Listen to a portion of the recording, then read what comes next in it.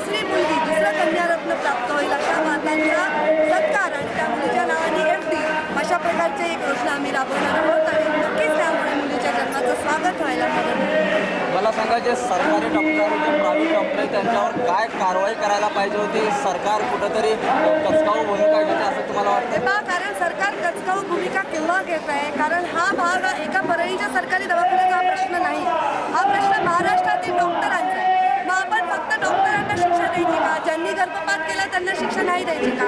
हा विचार करण्यासारखी गोष्ट आहे. सरकारची भूमिका ही 10 वर्ष झाली आहे आज चुकीची असल्यामुळेच एवढी संख्या कमी झाली आहे मुलींची. पण जर त्याला डॉक्टरांना सुद्धा पहिल्याच वेळा जर डॉक्टर पकडला गेला तर त्याला 3 वर्ष मजुरी किंवा फाईन असतो आणि जर दुसऱ्यांदा पकडला गेला तर त्याचं रजिस्ट्रेशन रद्द होतं. त्यामुळे पहिल्यांदा ज्या पकडले गेले डॉक्टर त्यांना संधी द्यायची सरकारची भूमिका असेल तर ती माता पित्यांना पण शिक्षा नाही तर त्यांनाही संधी आहे. जनजागृतीतून हा प्रश्न सोडवावा असं मला वाटतं माझी भूमिका आहे. सरकारची भूमिका गंभीर असती तर एवढी संख्या घटली नसती, नियम पाळले गेले असते, शासनाची भीती लोकांच्या मनात असती तर या गोष्टी पण झाल्या नसतील. या मतदारसंघाच्या आपण महिला आमदार आहेत, काय संदेश देणार आहे तुमच्या मतदारसंघातील महिलांना ज्यांनी एक कन्या भ्रूण इथं फेकून दिलेलं आहे?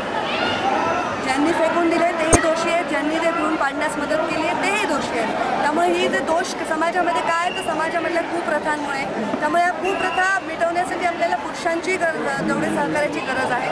त्यामुळे समाज जागृती करण्याकडे माझं जे पावलं आहे त्याच्यात मला लोकांचा समावेश हवा आहे आणि म्हणून मी ते NGOच्या मार्फत करते. पार्टीच्या झेंड्याखाली न करता NGOच्या मार्फत केलं तर त्याचा राजकीय म्हणजे त्याला हेतू येणार नाही आणि समाविष्ट करण्यामध्ये लोक सगळ्या विचारांच्या ह्याच्याखाली येतील. आणि मला वाटतं आज माझं पहिलंच आंदोलन आहे, बऱ्याच प्रमाणात मला लोकांचा ह्याच्यात सहभाग मिळाला आहे. लोकांनाही या प्रथा नको आहे, तर मला वाटतं येत्या काही वर्षामध्ये या प्रथा समूळ नष्ट करण्यासाठी मदत होईल. या लहान लहान मुलींना आम्ही मुद्दाम ह्याच्यामध्ये समाविष्ट केले कारण ह्या येणारी पिढी आहे, पुढे जाऊन ह्या तरुण होणार आहेत. या मुली मोठ्या होणार आहे, कोणी डॉक्टर होईल, कोणी इंजिनियर होईल, कोणी पोलीस ऑफिसर होईल, कोणी पायलट होईल, पण प्रत्येकजण नाही होणार आणि म्हणून ह्या स्वतःच्या गर्भातली स्त्री नाकारणार नाही.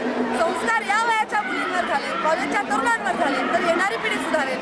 जे प्रयत्न माझे राहतील त्याच्यात टीकेची भूमिका, लोकांवर टीका करणं, नकारात्मक भूमिका घेण्यापेक्षा आपला वाटा समाजकार्यामध्ये उचलावा ही माझी